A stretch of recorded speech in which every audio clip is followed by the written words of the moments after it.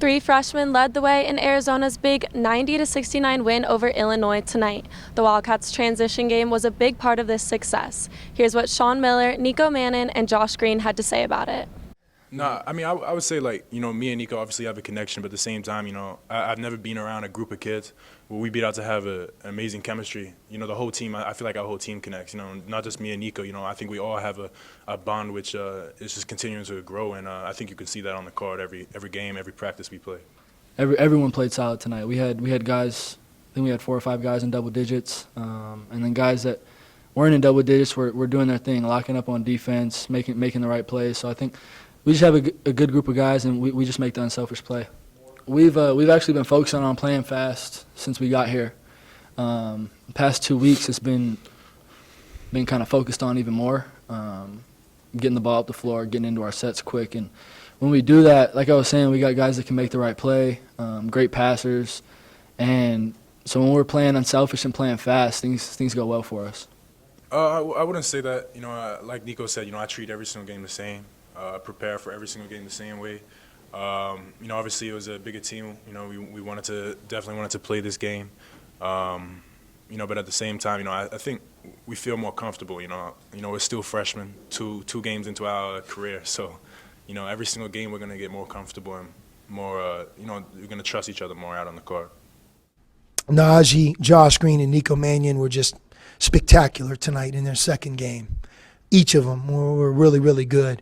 Zeke was quiet, but when you go 9 for 12 from the floor, that means something. A lot of them came from Nico, but Nico had 9 assists and 23 points. And, Josh, not only does he do it on offense, he also does it on defense. But the other guys all contributed as well. And, as we keep moving forward, it's important that we just continue to improve and, I think, create roles for guys, which isn't easy when you're playing 10 or 9 like we're playing. So, like Christian Coloco didn't get in, and it really bothers me because he's a very good player, and he's very good every day.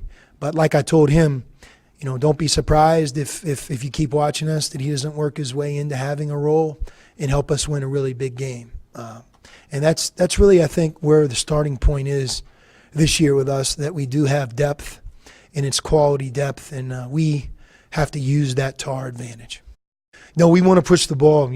That's one way we can use our depth. But, one thing that never changes is playing fast doesn't mean you're playing smart. I mean, when you win on the road, you have to be able to get stops, you have to rebound, and you have to play smart basketball. If you can do that at a faster pace, especially when you have a deep team, awesome.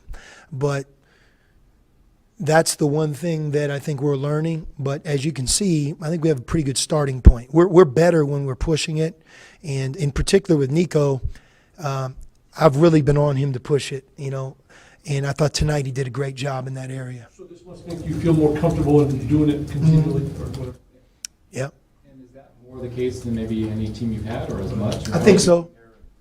I would think so, because it's not just one player, but like I mentioned, when you're in transition, when it really is good basketball is, you have a number of different players that are threats, and we really have that in transition, and that's why I think, sharing the ball and taking care of it, that's the name of the game for us as we play fast. It's certainly one of the best, if not the best. I think that they come ready to play. They play for very good coaches. They've been coached before they got here. Practice means something. I know that sounds like what you're supposed to say as the college coach, but it's they have good habits, and I think, like I had mentioned, when you come from a winning environment, you know how important it is to do certain things, and I think the competitiveness, the character of those guys, in addition to their ability, may set them apart for sure. Just regarding the energy in the room, it was kind of crazy. It was good. Back to the great times. I thought McKale was good against NAU. I mean, look, I'll never ever take our fans for granted, because opening night, Wednesday night, Thursday night, whenever that was, and here we are Sunday night. Not everybody comes to the arena. Our fans, they're the best, and I think our students are awesome and trying to get that last percentage of them to come in and really fill it from top to bottom. But we have 2 big games this week, and it'll be a test to see how we can bounce from a good performance against Illinois, how our team's chemistry is, and, if we can keep growing and getting better. The Wildcats are back at McKale Thursday at 6 p.m. when they face San Jose State. Stick with us as we bring you more coverage and updates on Arizona basketball. For GoAZCats.com, I'm Riley Holman.